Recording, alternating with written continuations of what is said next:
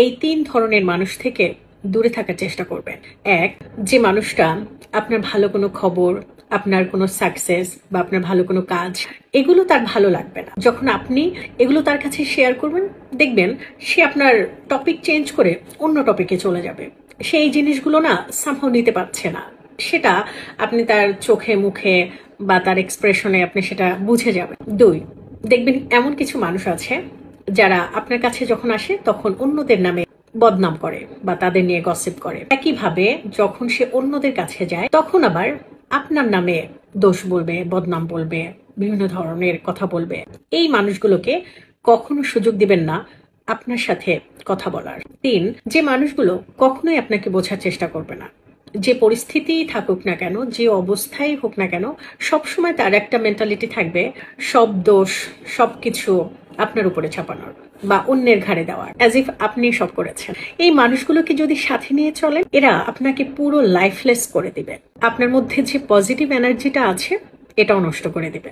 আমাদের চারপাশে এমন অনেক মানুষ আছেন, তারা আসলে নিজেদের জীবন নিয়ে এতটাই অসুখী যে অন্য কেউ যদি একটু ভালো জীবনযাপন করে সেটা তারা একদম মেনে নিতে পারে না।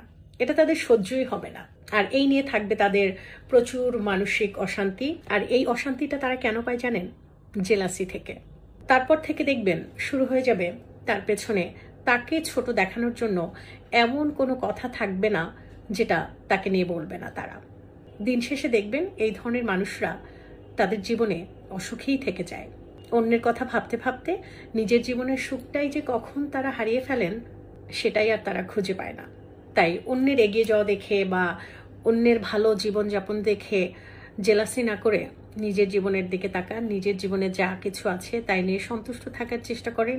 তাছাড়া দেখবেন আমাদের প্রত্যেকের জীবনেই ছোট ছোট অনেক আনন্দ আছে, অনেক সুখ আছে, সেগুলো যদি আমরা একটু খেয়াল করি তাহলেই দেখতে পারি। তাই অন্যের ভালো থাকা দেখে বা অন্যের একটু এগিয়ে যাওয়া দেখে জেলাসি না করে নিজের জীবনের দিকে তাকান, নিজের যে সুখটুকু আছে, ছোট ছোট যে আনন্দগুলো আছে সেগুলোকে উপভোগ করার চেষ্টা করেন। দেখবেন জীবনটা এমনিই অনেক সুন্দর হয়ে যাবে। তখন আর অন্য কারো জীবন দেখে আফসোস বা হিংসা করতে হবে না। বা দেখবেন আপনি যদি আপনার নিজের জীবনের দিকে তাকান, দেখবেন অন্য কারো জীবন নিয়ে ভাববার আপনার সময়ই হবে না। আর যদি একটু পজিটিভ মেন্টালিটি রাখেন তাহলে দেখবেন অন্যের সুখ দেখলে, অন্যের আনন্দ দেখলে বা অন্যের সাকসেস দেখলে আপনারও ভালো লাগবে।